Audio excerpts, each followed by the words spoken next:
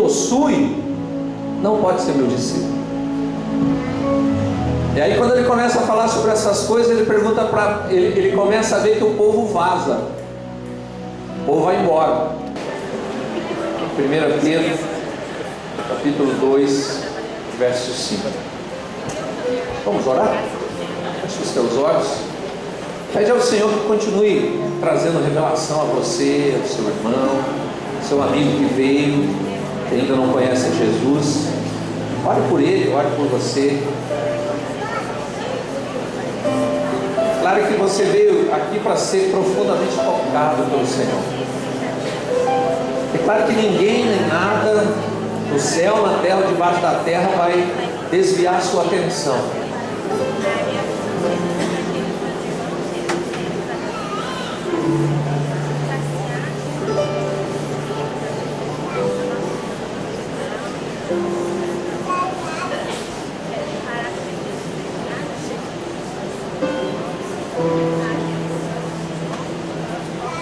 Senhor, nós queremos continuar ouvindo.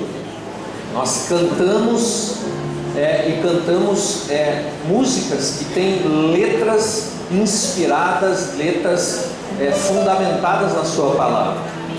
Nós oramos também, oramos de acordo com a vontade do Senhor, segundo a orientação do Espírito do Senhor, conforme aquilo que está escrito. Nós ouvimos uma palavra, Senhor, nos alinhando no coração e na mente para que nós estejamos contribuindo como expressão de que, Deus, aquilo que vem às nossas mãos é santificado simplesmente porque nós somos gente consagrada ao Senhor. Nós pensamos a respeito do encontro, oramos pelo Max, fizemos tantas outras coisas aqui debaixo do governo do Senhor. E agora nós queremos simplesmente continuar ouvindo o Senhor. E nós queremos que o Senhor promova algo transformador, algo profundo, no mais interior do nosso ser. E isso, Senhor, toque a nossa família, toque os nossos amigos, de tal maneira que eu possa ser reconhecido como alguém que cooperou com o Senhor para que o mundo fosse transformado pelo poder do Evangelho, das boas novas, de que em Cristo, Pai, o Senhor veio trazer salvação para o homem. Nós oramos repreendendo todo espírito maligno, que erga uma resistência, que construa uma resistência na nossa mente, no nosso coração, para nós não entendermos. Nós rejeitamos, Senhor, toda e qualquer intenção maligna de desviar, Senhor, a nossa atenção. E declaramos que o Senhor fielmente nos alimentará, em nome de Jesus. Amém.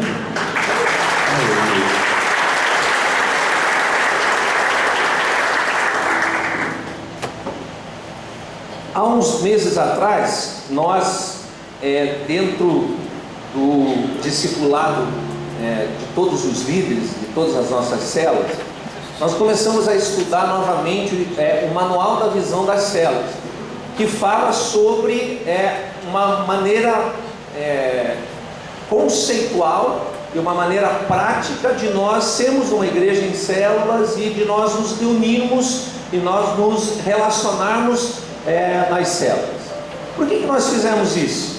Porque nós temos como prática reciclar aquilo que nós fazemos. Nós não fazemos simplesmente porque nós aprendemos um dia. Nós fazemos porque nós compreendemos a essência daquilo que está sendo feito. Compreendemos os princípios espirituais que fundamentam aquilo que nós vamos fazer ou aquilo que nós já estamos fazendo. E nesse momento de reciclagem, nós percebemos que algumas coisas não estão sendo feitas como nós praticávamos antes. Algumas coisas estão sendo feitas de modo distorcido, de modo errado. Algumas coisas não podem mais continuar sendo feitas daquela maneira porque são contrárias àquilo que nós cremos e àquilo que nós praticamos. A reciclagem serve para isso. E nós precisamos dessa reciclagem não apenas entre os líderes, não apenas para pensarmos na estrutura da célula ou nos relacionamentos da célula. Nós precisamos da reciclagem como igreja para que a gente não faça as coisas simplesmente porque os outros fizeram, simplesmente porque nós fizemos na semana passada, no mês passado, no ano passado. Às vezes você pode ser tão atingido negativamente por essa prática, sem levar em conta o princípio, que de repente você pode perceber que a sua célula já não é mais a mesma. A sua célula de repente não tem gente sendo curada, gente se convertendo, gente se arrependendo dos seus pecados. De repente você começa a olhar para as células que não se multiplicam depois de 6 meses, 9 meses, 1 ano, 1 ano e meio. Sendo que nós temos uma palavra que nós estamos edificando uma igreja de vencedores, e dentro da realidade da edificação da igreja de vencedores, nossas células se multiplicam. E aí, infelizmente, em alguns momentos nós entramos em 1 ano e meio, células se reunindo, 2 anos, células se reunindo, e não há multiplicação. E nós consideramos isso normal, mas não é. O normal é que a célula multiplique. A célula chega em 6 meses, 7 meses de vida, e ela já esteja pronta para a multiplicação, e quando completar 1 ano, a multiplicação já tenha acontecido, e 2 ou 3 novas, e 1 ou 2 novas células surgirem com o mesmo DNA da anterior, células saudáveis. Esse é o normal. Aí por que de repente nós consideramos normal algo que não é normal? Consideramos muitas vezes que podemos ter células que se reúnem há 2 anos, mas não multiplicam. Células que de repente não têm líderes em treinamento. Os líderes das células não multiplicam liderança. Nós temos uma das redes nossas, a rede adulto, que não existe líder em treinamento nas células de adultos. E aí nós aceitamos isso como algo normal. Por quê? Porque nós perdemos de vista aquilo que é realmente nós vivermos em célula. Eu gostaria de pensar com você sobre 1 Pedro capítulo 2, verso 5, como um tempo de reciclagem. Sabe, todo tempo de reciclagem fala de romper, fala de avançar, fala de deixar coisas que prendem, que bloqueiam, que impedem para trás. Fala de um tempo de desvencilhar-se daquilo que é peso. E como Pedro nos fala a respeito disso?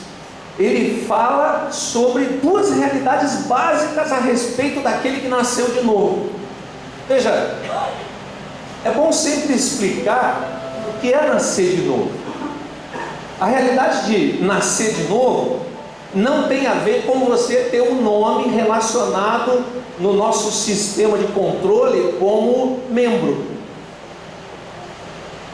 Nascer de novo não tem a ver com você ter descido as águas do batismo.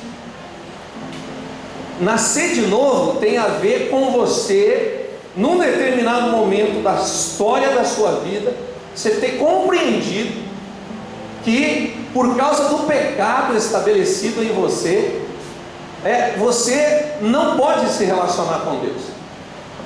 E que o destino seu era ficar toda a sua vida e toda a eternidade sem Deus, falando a respeito de Deus, lendo a respeito de Deus, mas sem se relacionar com Ele. E aí, naquele momento histórico, você cai em si sobre essa realidade, e você olha para a cruz, e você tem clareza de que na cruz Jesus veio para mudar isso na sua história. E aí você compreende que Jesus não foi um personagem histórico apenas, e que ele não era apenas um cara bonzinho que ensinou algumas coisas boas. Jesus não foi um homem simplesmente, mas foi um homem e foi também Deus, porque Ele sempre foi Deus, e Ele decidiu abrir mão da sua glória, se submeter à realidade de nascer no ventre de uma mulher, crescer, ser sujeito às limitações como ser humano, mas mesmo assim, por não ter pecado, Ele poder, num determinado dia, pelo seu sacrifício, Ele se oferecer como a redenção perfeita para todo aquele que nele crê. E daí, nesse momento, quando há essa convicção de arrependimento e essa convicção de fé em Jesus Cristo, de que pelo sacrifício dele, pelas feridas que estavam sobre o corpo dele, pelo sangue dele na cruz, quando você chega à convicção de que esse sacrifício é suficiente para te livrar da morte, do pecado e do domínio do diabo, ali você nasce de novo. Sabe, Jesus fez isso para mudar a história daquele que crê. Todo aquele que crê nessa realidade nasce de novo e começa um novo ciclo, começa uma nova realidade, porque ele não simplesmente agora se tornou evangélico, ele não simplesmente agora faz parte de uma outra estatística do IBGE que diz que ele está relacionado entre os evangélicos do país.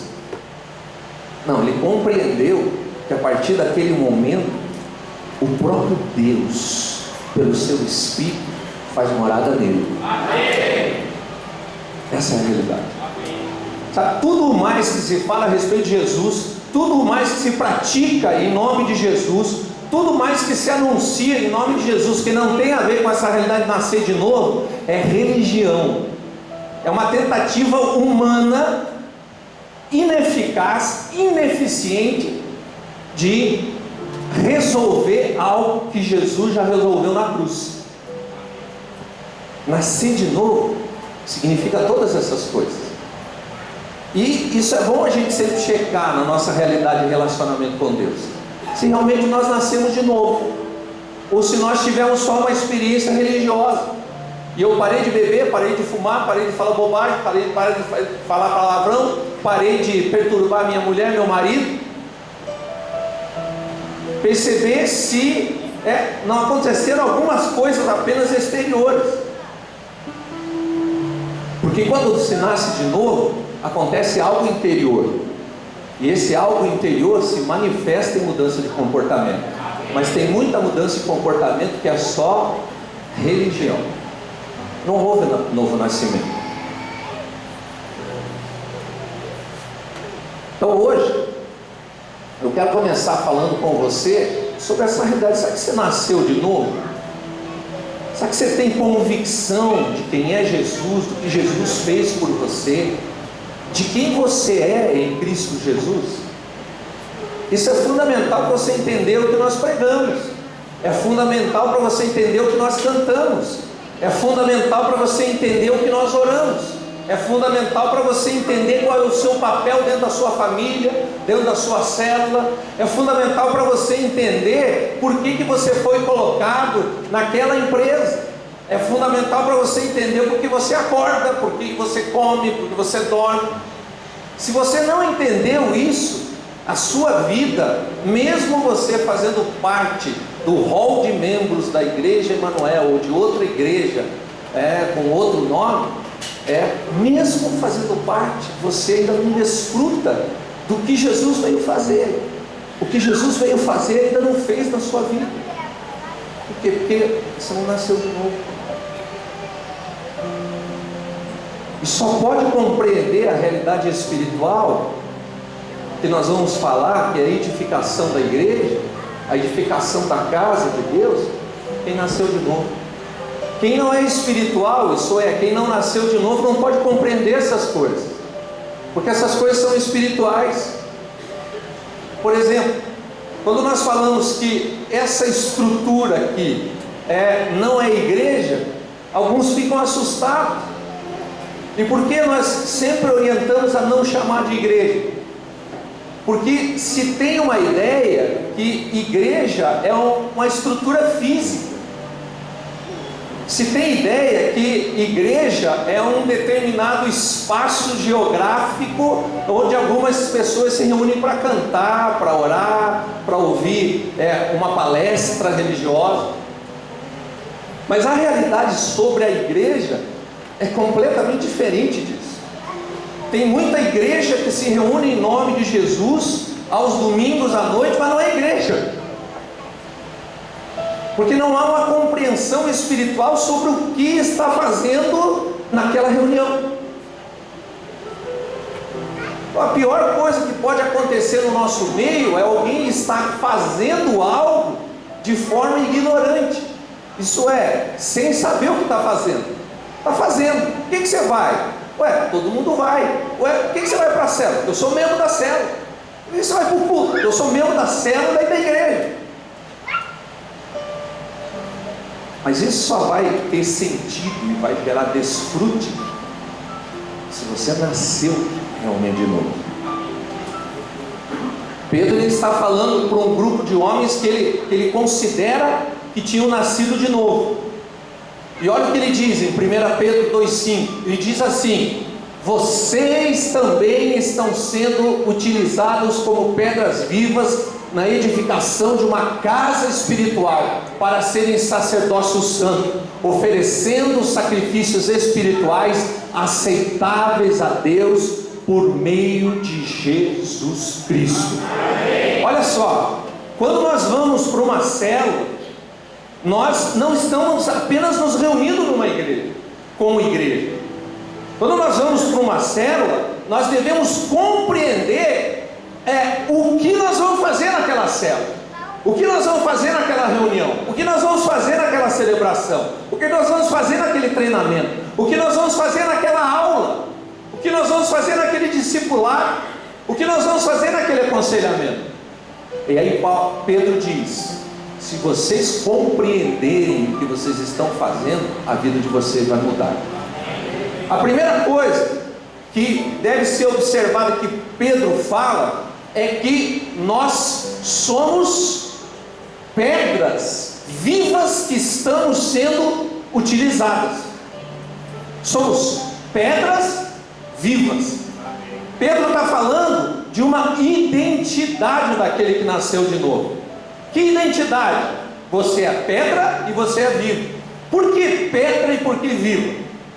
Porque está se falando sobre edificação, e dentro da realidade da edificação, ou usa pedra ou usa tijolo. A diferença entre pedra e tijolo é que tijolo é fabricado pelo homem, a pedra não é fabricada pelo homem, a pedra é fruto da ação de Deus. Então eu quero dizer para você o seguinte: você não simplesmente nasceu, você não foi fabricado pelo seu pai e pela sua mãe na união na aula de ciência, lá você sabe, na união lá dos negocinhos, dos bichinhos, daí pô, nasceu você. Não, isso é fabricação meramente humana. A realidade sobre você é o que está escrito em Gálatas capítulo 1, verso 15. Você foi chamado desde o ventre materno. Essa é a verdade. Então você é pedra. Pedra por quê? Porque você é fruto da ação de Deus. Você foi gerado por Deus. Você foi criado por Deus. Eu acho que isso é estarrecedor para você, né? Porque você não conseguiu dizer nem amém. Amém. Então diz uma coisa: você é fruto meramente de uma ação humana, da relação entre um homem e uma mulher? Não é isso que a Bíblia diz. Você nasceu para a glória de Deus. Você foi escolhida desde o ventre. Você era uma massa disforme, diz o salmista, no ventre da sua mãe, e o Senhor já chamava você pelo nome. Só que tem um detalhe: você era uma pedra morta. Você era uma pedra morta. Você era uma pedra sem vida. Não havia vida em você. Não existia simplesmente vida em você. Olha o que está escrito em Colossenses 2, de 13 a 15. Agora você tem que ir para a Bíblia.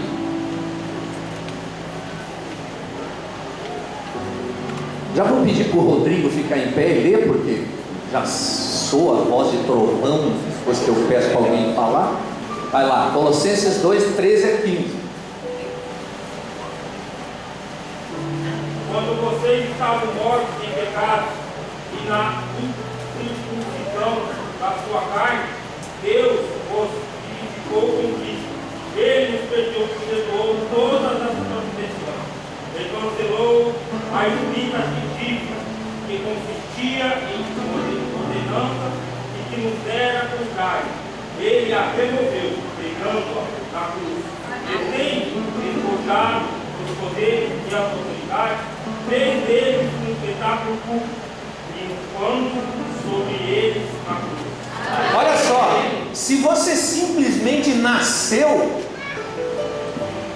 mas não teve um encontro com Jesus Cristo a ponto de se falar a seu respeito que você nasceu de novo, a realidade sobre você é o que Paulo diz: vocês estão ainda mortos. Nós que nascemos de novo em Cristo Jesus, antes de ter nascido de novo, nós estávamos mortos por causa das nossas transgressões. Nós não podíamos nos relacionar com Deus. Deus é a vida. Por isso que Jesus diz: eu sou o caminho, a verdade e a vida. Deus é a própria vida. E se eu não posso me relacionar com Ele, eu não posso ter vida, porque em mim mesmo impera a morte. Era assim. Mas se fala sobre o sacrifício de Jesus, e o sacrifício de Jesus na cruz nos vivificou, quer dizer, promoveu vida em nós. Mas que vida é essa? Você recebeu uma injeção, recebeu um pouquinho, recebeu uma medida? Não, ele diz: vocês foram vivificados, quer dizer, agora eu estou vivo. Com esse amém, eu tenho dúvidas sobre a sua vida. Quer dizer, você estava morto, completamente. Você não podia se relacionar com Deus, não podia. Aí Jesus paga o preço pela sua vida. Ele vai para a cruz como um sacrifício em seu favor, e daí você é vivificado. Quer dizer, você explode. A vida explode em você.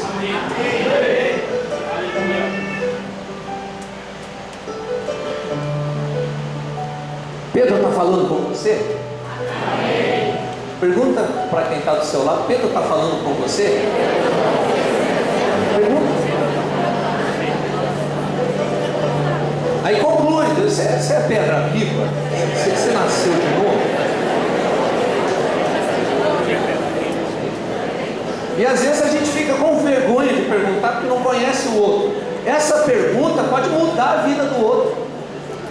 Esse momento dele parar e avaliar se ele nasceu de novo ou não, não muda só agora, pode mudar a eternidade. Por quê? Porque se ele não nascer de novo, ele vai ficar a eternidade toda separado de Deus. E você que nasceu de novo sabe que é isso, porque você ficou um tempo separado de Deus, já foi ruim, já teve um estrago violento na sua vida, na sua casa. Agora imagine ficar a eternidade toda separado de Deus. Então não fique envergonhado de perguntar para o outro se ele nasceu de novo. Você pode estar sendo instrumento de Deus para mudar toda a história dele. Pedro diz: vocês são pedras vivas. Paulo diz: vocês estavam mortos, mas agora vocês foram vivificados. Vivificados pelo sacrifício que Jesus fez na cruz. Então agora você não é mais pedra morta, você é pedra viva. Diga assim: ufa. Não dá um alívio? Vai que dá um alívio. E aí Paulo, quando fala a respeito dessa realidade, Romanos 6, de 11 a 14, Ele diz o seguinte: que como pedra viva, o pecado não me domina mais. Eu não sou mais escravo do pecado.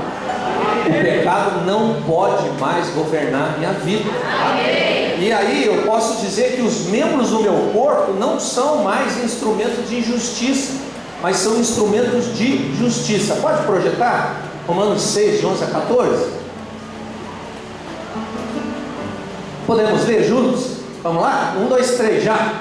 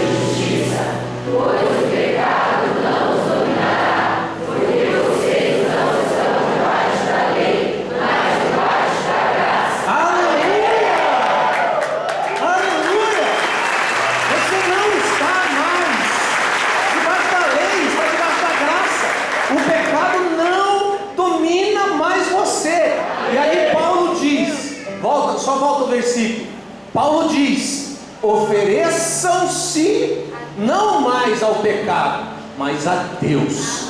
E ofereçam-se a Deus como quem voltou da morte para a vida. Eu era uma pedra morta, mas Jesus me atingiu e hoje eu sou uma pedra viva. Por isso eu me ofereço a Deus. Aí Pedro diz: vocês são pedras vivas que estão sendo utilizadas. Agora a sua vida faz sentido. A partir do novo nascimento, a sua vida faz sentido. Porque a partir do novo nascimento, Deus pode usar você. A partir do novo nascimento, você não simplesmente acorda, você não simplesmente respira, você não simplesmente come todos os dias, você não simplesmente desenvolve uma habilidade, você não simplesmente investe em uma profissão. A partir do novo nascimento, como pedra viva, você se oferece a Deus como alguém que saiu da morte e foi para a vida, alguém que voltou da morte e experimenta a vida, e daí você pode ser utilizado no quê? No que Deus está fazendo. Em João 5, 19 e 20, Jesus disse: eu não faço aquilo que eu entendo, eu faço aquilo que eu vejo o Pai fazendo, e o Pai me revela. E para que o Pai revela o que ele estava fazendo para Jesus? Para que Jesus cooperasse com Deus naquilo que ele estava fazendo. Hoje, Deus chama as pedras vivas para serem utilizadas naquilo que Ele está fazendo. Sabe, nós não fazemos uma obra particular como igreja. As nossas células não se reúnem simplesmente segundo o desejo de alguns. As nossas células se reúnem porque aquele que é o edificador da igreja estabeleceu que é através desses grupos pequenos que essa igreja é edificada. E ali ele quer se manifestar, ali ele quer as pedras vivas sendo utilizadas, ali ele quer operar os milagres através de quem? Das pedras vivas. As pedras vivas sendo instrumento de Deus para operar nas outras pedras vivas, mas também nas pedras que estão mortas. E tem muita pedra morta ao nosso redor, muita pedra. Tem algumas pedras mortas na sua própria casa. Impressionante isso, porque se essa pedra morta se findar a vida física dessa pedra agora, ela vai ficar padecendo no inferno o resto da eternidade. Você compreende? E por isso deve haver uma urgência no meu e no seu coração. Esses dias a gente sepultou uma irmã de uma outra igreja que em 21 dias, 20 e poucos dias, descobriu que estava com câncer e morreu, acabou. Mas ela estava salva aqui na sua casa. Na sua casa. Está todo mundo salvo? Todo mundo nasceu de novo? Todo mundo realmente teve uma experiência com Jesus? Porque você pode voltar para casa e daí não tem mais história para eles lá, e daí? Está compreendendo a gravidade? Você está se vendo agora como pedra viva, você foi pedra morta, agora tem um monte de pedra morta perto de nós. E por que nós queremos que as nossas células multipliquem? Porque nós queremos essas pedras mortas sendo atingidas pela vida e elas vindo para edificar algo conosco, para eles serem utilizados conosco também.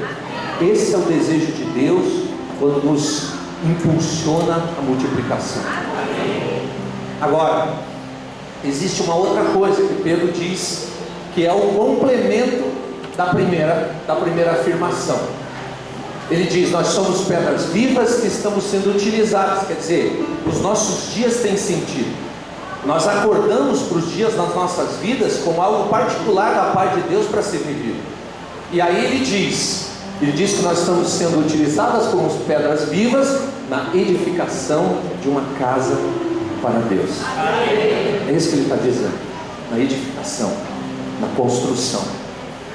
Sabe, nessa construção tem pedras vivas, mas elas são pedras de vários formatos ou com várias utilidades. Por exemplo, essa pedra aqui, ela é uma pedra de decoração. E infelizmente tem muita pedra viva que é pedra de decoração. Ela está ali, está bonitinho, está cantando, mas ela não está sendo utilizada. É uma pedra com quem o Senhor da igreja não pode contar. Por quê? Porque é decorativo. Tem outras pedras que são grandes, são enormes. E aí elas não conseguem fazer parte da edificação. Por quê? Porque elas são grandes demais. De repente elas se misturar com outras pequenas fica complicado. Daí ela quer fazer o quê? Ela quer construir uma edificação sozinha. É pedra viva, mas é grande demais. Não consegue ter comunhão com a outra. Por quê? Porque os outros são pequenininhos, são menores. Não tem espaço para eles na edificação que a pedra grande quer fazer. Tem outras pedras que elas são lascadas. Já jogou bola descalço? Já, né? Aí o que normalmente acontece quando a gente vai jogar bola descalço e não é grama? A gente encontra uma pedra lascada e ela corta, arranha. Tem pedra viva que é assim nas nossas células, não dá para encostar. Tem marido que é assim, tem esposa que é assim, não dá para encostar, porque se encostar machuca. Veja só, o fato de sermos pedras vivas não significa que nós já chegamos preparados para participar da edificação. Significa. Muito pelo contrário. Todos nós, quando chegamos como pedras mortas que agora são vivas, nós no começo queremos fazer parte não de uma edificação, nós queremos fazer parte de um depósito de material de construção. O depósito de material de construção tem muita pedra, não é verdade? Mas depósito de material de construção é edificação? Não. Então você vem como pedra viva. Mas para você participar da edificação, você vai ter que ser lixado. Para aparar você a ponto de você poder encaixar na edificação. Não é assim, Laurício? O Laurício ele tem uma profissão que é muito artesanal. Ele é calceteiro. O que ele faz? Ele faz calçado. E ele trabalha com pedras. E tem pedras que ele refuga. Por quê? Porque são pedras que não se deixam moldar para participar da construção daquele mosaico, daquela arte que é fazer uma calçada. O Senhor Jesus ele não faz assim como o Laurício. O Senhor Jesus quer usar todas as pedras. Mas a questão é que com algumas o processo é mais longo do que com outras. Tem que lixar mais. Então olha só, talvez nessa semana tenha uma sessão de lixadura na sua célula. Uma explosão de ego aconteça lá. Não se preocupe. É só o dono da edificação proporcionando um momento para as pedras serem lixadas e encaixarem na edificação. Amém. Já aconteceu isso na sua célula alguma vez? Amém. Você saiu da célula com a impressão o seguinte: meu Deus, não vai ter mais célula. Acabou. Perdi toda a minha célula. Não é assim às vezes no casamento?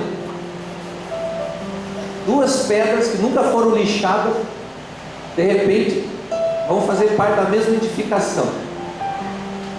E aí elas não sabem que no processo de edificação tem que lixar. Alguns momentos parece que não vai ter mais casamento, mas depois que ambos se submetem à lixadura, encaixa para a edificação. Eu quero que você, mediante essa palavra, você olhe de uma forma diferente para a sua célula. Você olhe de uma forma diferente para você mesmo. Primeiro, se perguntando se você realmente nasceu de novo, se você é pedra morta, se é pedra viva. E se você é pedra viva, que você perceba que agora você existe para algo que é muito rico, profundo, consistente, que é a edificação de uma casa para Deus. O Senhor quer usar você, mas para usar você como pedra viva, você tem que permitir que Ele te lixe. E às vezes essa lixagem ou lixadura vai ser extremamente dolorida, mas é necessário. É necessário para que você próprio não fique fora da edificação. Sabe, o Senhor, Ele não vai tirar você. Não, você não serve para edificação. É você mesmo, ao não deixar se lixar pelo Senhor, através das situações da vida, através dos outros irmãos, através de outras pessoas, é você mesmo que está se excluindo da edificação. O Senhor fica convidando você: vamos participar da edificação, você é uma pedra viva. Aí você: não, eu vou. Aí quando você entra, o Senhor apresenta a lixa para você. Daí você desiste de novo, fica mais um tempo lá fora. Vai que chega um dia que o edificador vai me poupar da lixagem. Mas eu digo para você: enquanto você necessitar de ser lixado para participar da edificação, jamais você vai ficar perto das outras pedras sem ser lixado. Jamais. Você pode ficar em pé?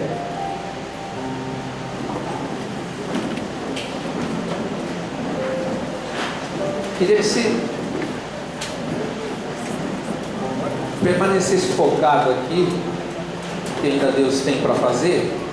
Então não se distrai.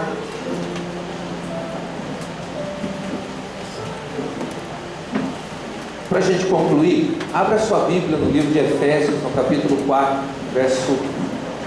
versos de 11 a 16, particularmente o 16. Efésios, capítulo 4, versos de 11 a 16.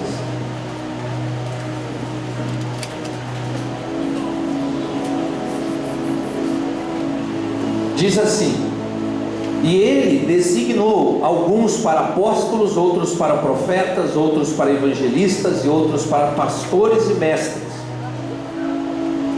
Sabe quem são esses? São as... Que tipo de pedra? Pedra viva.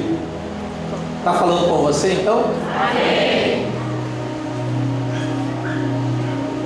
E Ele designou, no verso 12, com o fim de preparar os santos para a obra do ministério, para que o corpo de Cristo seja edificado, para que uma casa espiritual para Deus seja edificada. Esse é o fim de juntar as pedras. E ele continua dizendo no 13: até que todos alcancemos a unidade da fé e do conhecimento do Filho de Deus, e cheguemos à maturidade, atingindo a medida da plenitude de Cristo. Sabe o que é a maturidade? Você se encaixar na construção, você encontrar o seu espaço na construção, você não querer o espaço do outro, você ocupar o seu, aquele que Deus preparou para você na edificação. Isso é maturidade. Eu encontrei o lugar para servir, eu encontrei a maneira de servir, eu encontrei o ministério para servir, eu encontrei a célula para servir. Essa é a maturidade. Mas aí o apóstolo continua dizendo: o propósito é que não sejamos mais como crianças, levados de um lado para outro pelas ondas, nem jogadas para cá e para lá por todo o vento de doutrina e pela astúcia e esperteza de homens que induzem ao erro. Isto é, eu não ficar de fora da edificação, eu não ficar de fora daquilo que está sendo construído pelo edificador, que é Jesus. Antes, seguindo a verdade em amor, cresçamos em tudo naquele que é a cabeça, Cristo. E ele conclui dizendo: dele, todo o corpo, ajustado e unido pelo auxílio de todas as juntas, cresce e edifica-se a si mesmo em amor, na medida em que cada parte realiza a sua função, na medida em que cada pedra viva encontra o seu espaço na edificação.